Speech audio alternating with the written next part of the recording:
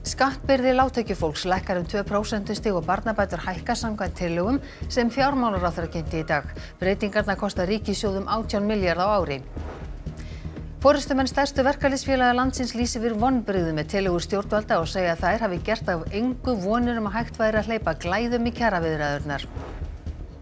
Formaður bankaráðs Landsbanka segir að reynt hafi verið að gæta hófs og fara varlega við launahækkun bankastjóra en laun bankastjórans hafi dregist aftur úr launum annarra. Hækkunin samræmist eigendastefnu bankans.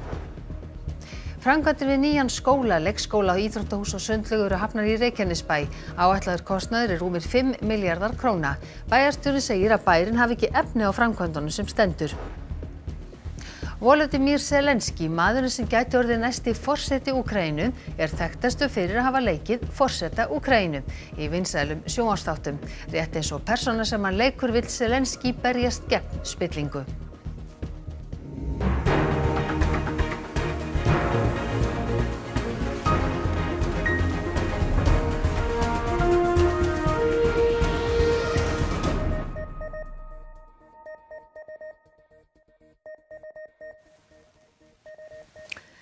Komið sæl. Stjórnvöld kynntu fulltrúum vinnumarkaðarins tillögur sínar í dag sem ætlað að greiða fyrir kjarasamningum. Stéttarfélögin 4 sem leitt hafa yfirstandandi kjaraviðræður lýstu í dag reiði og sárum vonbrigðum með þær. Óvíst því framhaldið á næsta samningafundi með samtökum atvinnulífsins á fimmtudaginn. Dagurinn var langur og að loknu ríkisstjórnarfundi komu forseti ASÍ og varaforsetarnir 2 til fundar við oddvita ríkisstjórnarinnar og félagsmálaráðherra. Þegar 20 mínútur voru eftir af fundinum strunsaði Vilhjálmur Birgisson, fyrsti varaforseti ASÍ, út af fundinum og var greinilega heitt í hamsi. Þá komu fulltrúar samtaka atvinnulífsins og síðasti fundurinn var með fulltrúum Kennarasambandsins, BHM og BSRB. Nú þurfum við að taka það sem okkur var sagt og bera það undir baklandið. Nú mun þarna verið svona lækkað skattþrep, það eitthvað sem myndi hugnast þínum félögum? Okkar stefna svo að verði fjölgun á skattþrepunum en auðvitað líka viljum við tryggja það að fólk sem hafa minnst á milli handana að það byrji mest úr bítum. Þannig að það geti verið eitthvað sem að mínu fólki líka vel við en ég aftur að ræða við þeim. Mér leist ágætlega þetta. Við verðum að taka mið af því að hagkerfið að kólna mjög hratt og efnahagslegur raunveruleiki verður að koma inn á samningaborðið á einhverjum tímapunkti. Þessar tillögur eru afrakstur þess samtal sem við höfum átt undanfarið ár við aðila vinnumarkaðarins og forsvarsmenn sveitarfélaga þar sem hefur komið fram mjög sterk áhersla á umbætur í húsnæðismálum, sterk áhersla á umbætur í skattamálum og áhersla á að við vinnum saman að aðgerðum sem auka hér félagslegan stöðugleika samhliða efnahagslegum stöðugleika. Þannig að ég myndi segja þessar tillögur eru tvímælalaust eiga mikinn samhljóm með mörg af því sem verkalýðshreyfingin hefur sagt hingað til. Frá aðgerðum í húsnæðismálum hefur þegar verið greint að hluta og enn fremur varðandi félagsleg undirboð og þá hefur verið bætt í barnabætur. Ríkisstjórnin leggur til að fæðingarorlof verði lengt 3 mánuði og að bætt verði við skattþrepi fyrir þá sem lægst hafa launin. Hver verðmiðinn á þessu? Heildarumfang því sé þegar nefnt hvað varðar húsnæði, skatta, fæðingarorlof kannski nærri 30 milljörðum þegar við horfum til næstu 3 ára. Skildist á. Eins og kom fram í fréttinni þá hafa formenn þeirra 4 verkalýðsfélaga sem hafa leitt þessa viðræður lýst yfir miklum vonbrigðum. Þau sendu frá sér yfirlýsingu í dag þar sem kom fram að þau höfðu vonað að tillögur stjórnvalda myndu glæða lífi í þessa viðræður en sögðu svo að þær vonir væru nú orðnar að engu. Og hjá mér Drífa Snædal, forseti ASÍ. Drífa, hvað gerist næst? Núna fara þau sem eru í viðræðum, sem eru eiginlega öll undirfélög og landssambönd Alþýðusambandsins til sinna samninganefnda og meta stöðuna upp á nýtt. Það ekkert launungarmál og þá vonast til þess að það kæmi betri kjarabætur í gegnum skattkerfið heldur en okkur var kynnt í dag. Þannig að það þarf að meta stöðuna og ég rekna með að þetta verði ekki til að liðka fyrir samningaviðræðum við samtök atvinnulífsins. Hafa líkur aukist á verkföllum? Það hefur ekki dregið úr líkum á verkföllum í dag. Við skulum orða það þannig. Framkvæmdastjóri Eflingar sagði í viðtali fyrr í dag að hugsanlega myndi vinna við verkfallsaðgerðir eða undirbúningur hefja strax á 50. Hvað þarf að gerast til að afstýra því? Já, það þyrfti þá að koma til meira frá stjórnvöldum heldur en þessar skattalækkanir sem voru boðaðar í dag. Það var ekki boðaðar neina jöfnunaraðgerðir inn í skattkerfinu. Þetta var töluvert minna heldur við áttum von á fyrir tekjulægsta hópinn. Þannig að það er ekki verið að nýta skattkerfið eins og við höfum vonast til þess að lækka skatta á þá sem sannarlega þurfa skattalækkanir til og kjarabætur. Aðildarfélög ASÍ eru 48 talsins, er samhljómur innan sambandsins? Við héldum samninganefndarfund í dag þar sem eru formenn allra landssambanda og stærstu félaga og það var fullkominn samhljómur það að þetta væri vonbrigði. Takk fyrir þetta, Drífa. Við skulum heyra hvað formanni VR, hvað hann hafði að segja þetta mál fyrir í dag. Það sem ríkið hefur verið að taka af umsömdum kaupmáttarkrónum í skatta, í oftöku skatta hingað til, meðal annars með tekjutengingu bóta, húsnæðis og barnabóta, að við erum ekki að ná því einu sinni tilbaka og það eru gríðarleg vonbrigði. Kröfugerðin okkar felst í því að semja hér það að fólk geti lifað og náð endum saman á dagvinnulaunum og við höfum vonast til þess að skattkerfisbreytingarnar myndu hjálpa til við að ná því markmiði sem að þær svo sannarlega gera ekki.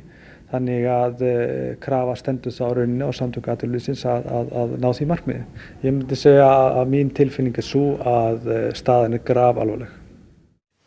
Og hingað komið Bjarni Benediktsson, fjármálaráðherra. Bjarni, hvað ber hæst í tillögum okkar sem þú kynntir í ráðuneytinu núna á 7. tímanum? Já, það sem ber kannski hæst er að við erum að kynna til söguna nýtt skattþrep til að ná því markmiði að teygja okkur sérstaklega til tekjulægstu hópana sem að fá þá mesta lækkun skattbyrði eða rúm 2% stig. Það tryggir að það umfang sem við erum með til ráðstöfunar í ríkisfjármálunum það nýtist sem sagt með þessum hætti og ég tel að það sé í góðum takti við þær áherslur sem við höfum verið að heyra á þessum mörgu fundum þó að það megi svo sem alltaf kalla eftir viðbótar skattalækkunum. En við verðum að spyrja þig, þú heyrðir þarna að Drífa segir þetta er ekki til að liðka fyrirgerðsamninga, Ragnar segir grafalvarleg staða. Hver eru viðbrögð ykkar? Viðbrögðum við þessu útspil ykkar? Já, ef að þarna er verið sérstaklega að tala skattamálin, þá erum við að gera nákvæmlega það sem við höfum sagt allan tíman við ætluðum að gera. Og jafnvel meira til vegna þess að við höfum í stjórnarsáttmála og okkar áætlunum tekið frá svigrúm upp á 14 milljarða. Nú erum við að útfæra 18 milljarða skattalækkun, 18 milljarða skattalækkun og ég spyr bara hvaðan komu væntingar til stjórnvalda 20 milljarða skattalækkanir umfram þetta. Svo ég er nú almennt talsmaður skattalækkana en ég áttar mig ekki alveg á því þegar að launþegahreyfingin segir það vantar 20 milljarðar på skattalækkanir. En það leynir sér ekki að þarna er verið að segja að það er verið að bjóða of lítið og of seint. Það er það sem það er rauði þráðurinn í þeirra málflutningi. Já, en hverju ætlið þið að svara þessu? Fyrir ríkisstjórnina skiptir öllu að standa við það sem hefur verið talað. Við höfum verið mjög gegnsæ í okkar áformum í skattamálum. Við erum að kynna hér eftir töluvert mikla vinnu, útfærslu sem er þaulhugsuð. Hún gagnast best þeim sem eru veikastir fyrir, til dæmis teygir hún sig sérstaklega til eldri borgara, þeirra sem eru á örorku, þeirra sem eru á lægstu launum á vinnumarkaði og áhrifana gætir síður hjá þeim sem eru þar fyrir ofan, þó að millitekjufólki reyndar njóti líka góðs af því. Ég spyr mig, eru menn á móti því að meðaltekjumaðurinn, millitekjufólki í landinu, njóti að einhverju leyti lækkunar á skattbyrði? Við sem geta ekki lengt vonbrigði sínum, getur ríkisstjórnin ekki boðið betur en þetta? Nei, ríkisstjórnin hefur ekki svigrúm í ríkisfjármálaáætluninni til þess að ganga mikið lengra í skattaaðgerðum. En ég vil benda á að okkar samtal hefur auðvitað, eins og forsætisráðherra rakti hér í fyrri frétt, snúið að fjölmörgum öðrum atriðum og við eigum að hafa allt í hendi okkar til þess að ná góðri niðurstöðu ef að viljinn er fyrir hendi. Mér finnst ekki standa upp á stjórnvöld eins og sakir standa. Takk fyrir þetta, Bjarni Benediktsson, kominga til okkar. Við snúum okkur þá að öðru, þó tengt peningamálum. Því bankaráðsformaður Landsbankans segir að launahækkun bankastjóra hafi verið hófleg í þeim skilningi að hún standist viðmið í eigendastefnu ríkisins og starfskjarastefnu bankans.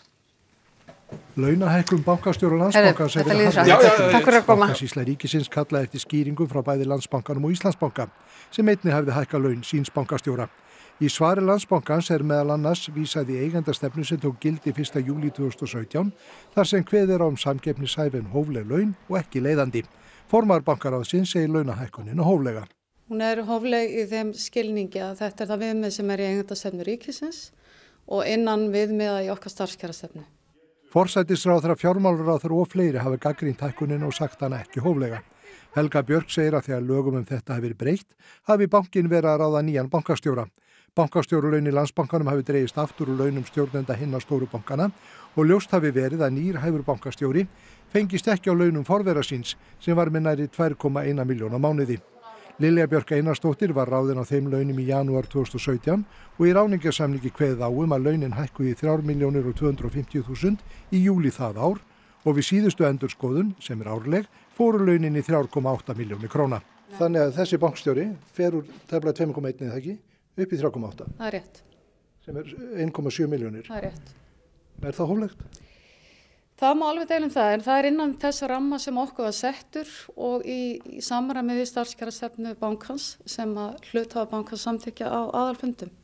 Benedikt Jóhannesson, þáverandi fjármálaráðherra, sendi opinberu stofnunum í byrjun árs 2017 bréf að opinber fjármálafyrirtæki sínu hófsemi í launakjörum, laun verið samkeppnishæf og ekki leiðandi og engin stór stökk tekin, sem og að teki verið tillit til stöðuleika á vinnumarkaði. Helga Björk segir að teki hafi verið tillit til þessa alls. Spurð hvort að hún sé ósammála gagnrýni forsætisráðherra og fjármálaráðherra, segir hún. Við erum kannski fyrst og fremst að reyna að benda á í bréfi okkur til Bankasýslunnar að þetta var svolítið vandmeðfarið. Við höfðum ramma sem við þurftum að fylgja og þetta hafi bara skekkst töluvert í 7 ár áður en að koma því að ráða nýjan bankastjóra. Þannig að við skiljum hvernig þau horfa á hlutina, en þannig blast þetta við okkur fyrir 2 árum síðan og við náttúrulega stöndum við þá ákvörðun okkar. Frönsk stjórnvöld hafa fordæmt vanhelgun 80 legsteina í grafreit gyðinganálægt Strassborg. Atvikum þar sem ráðist gegn gyðingum hefur snar fjölgað í Frakklandi að undanförnu. Það var ófögur sjón sem blasti við þeim sem koma í þennan grafreit í Quatzenheim, litlu þorpi í Elsass í Frakklandi. Þarna var búið að spreyja hakakrossa, tákn nasista, á legsteina 80 gyðinga sem þarna eru grafnir. Stjórnvöld í París hafa fordæmt þennan verknað. Emmanuel Macron, forseti Frakklands, sá ástæðu til að votta virðingu sína í dag. Un groupe d'individus haineux, malheureusement a fait ce que d'autres avant eux ont fait depuis trop d'années. Si je suis là, c'est pour témoigner d'abord de la solidarité de la nation tout entière, de notre honte de voir ça, de notre détermination à être ensemble. Dans ces moments, comme dans tous ceux où nous sommes blessés, où certains d'entre nous sont blessés. Et de dire ici ma détermination entière, notre détermination entière. Benjamin Netanyahu, forsætisráðherra Ísraels, tók í sama streng. אני קורא לכל מנהיגי צרפת ואירופה לצאת בתקיפות נגד האנטישמיות. זו מגפה שמסכנת את כולם, לא רק אותנו, ויש לגנות אותה בכל מקום ובכל פעם שהיא מרימה את ראשה. Grafreiturinn í Quatzenheim var vanhelgaður í nótt. Í dag var búið að skipuleggja fjöldagöngur og aðgerðir víða Frakkland gegn gyðingahatri sem hefur aukist verulega í Frakklandi að undanförnu. Í fyrra skráði franska lögreglan 541 atvik tengt gyðingahatri miðað við 311 árið áður. Fólk sem fæðist með líffræðileg kyneinkenni sem eru ekki dæmigerð fyrir karla eða konur fær ekki fullnægjandi heilbrigðisþjónustu hér á landi samkvæmt rannsókn Amnesty International. Frumvarp til að bæta úr þeirri stöðu gengur ekki nógu langt að mati sérfræðings. Ný skýrsla sem Amnesty International lét gera stöðu intersex fólks innan heilbrigðiskerfisins leiðir þetta í ljós. Laura Carter, sem vinnur í höfuðstöðum samtakana innan deildar sem sinnir kynhneigð og kynvitund, vann skýrsluna. So what we found in our research is that people with variations of sex characteristics and intersex people can't access their right to the highest attainable standard of health in Iceland, that they're unable to access healthcare that is appropriate for their needs. Fram kemur að þegar þessi hópur eða fjölskyldur þeirra leita til heilbrigðisstofnana skorti skýrt mannréttinda miðað verklag og þverfaglega nálgun sem og félagslegan stuðning.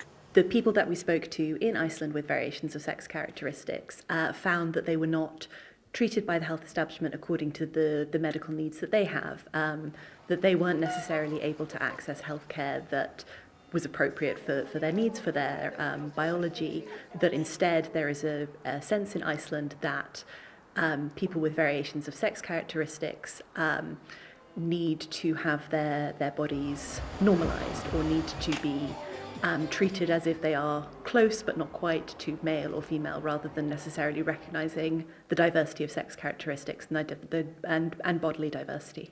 Til stendur að leggja fram frumvarp kynrænt sjálfræði sem samkvæmt skýrslunni ætti að skapa tækifæri til að vernda réttindi intersex fólks á öllum aldri. It's a shame that the bill as currently drafted and that's currently being consulted on misses the chance to prohibit non-emergency invasive and irreversible surgeries with harmful effects on children and adults with variations of sex characteristics. Og hingað komið Svandís Svavarsdóttir, heilbrigðisráðherra. Já, samkvæmt þessu telur intersex fólk sig ekki fá fullnægjandi heilbrigðisþjónustu. Er þetta rétt? Þessi skýrsla gefur allavega fullt tilefni til þess að fara yfir málin og mér finnst í raun og veru tímasetningin góð að því leytinu til að við erum með frumvarp núna ríkisstjórnin í samráðsgátt stjórnvalda til þess að breyta og bæta lagalegt umhverfi bæði transfólk og intersex fólks. Ég mun taka þessa skýrslu alvarlega og láta gera úttekt á henni bæði í ráðuneytinu og síðan að fá upplýsingar frá Landspítalanum það hvernig verið að framkvæma í raun og veru heilbrigðisþjónustu við þennan hóp. Þannig að mér finnst full ástæða til að skoða þetta vel en réttarbótin að mínum mati handa við hornið. En einmitt að því að minnist á frumvarp ríkisstjórnarinnar að það þykir ekki ganga nógu langt. Þannig þú ert að tala að þú vilji bregðast við því sem þetta kemur fram. Já, ég sé að það eru allnokkrar umsagnir við frumvarpið eins og það er í samráðsgátt stjórnarráðsins og þær eru allar jákvæðar, allar hvetjandi en það er löngu tímabært að við komum okkur í fremstu röð í málefnum hinsegin fólks. Það eru nokkrar athugasemdir sem lúta nákvæmlega þessum þætti og þetta er bara ferli og við erum í miðjum klíðum í því ferli og ég vænti þess að við getum landað úrlausnarefnum ef ekki á þessu stigi þá í meðförum Alþingis. Og tímaraminn, hann er bara frekar knappur ekki satt? Já, það er þannig að samráðsgáttin hefur verið opinn fyrir athugasemdir og þeim tíma er í raun lokið, bara núna alveg á síðustu dögum og þá er komið að því að bregðast við umsögnum og það gerir forsætisráðherra því að þar eru þessi mál og síðan kemur málið til Alþingis og þá vonandi getum við farið að fagna því enn og aftur að vera í fremstu röð í heiminum í þessum mikilvæga málaflokki. Svandís Svavarsdóttir, takk hérlega fyrir að koma til okkar. Takk. Og við snúum okkur að allt öðru því framkvæmdir eru hafnar við nýjan grunnskóla í Reykjanesbæ.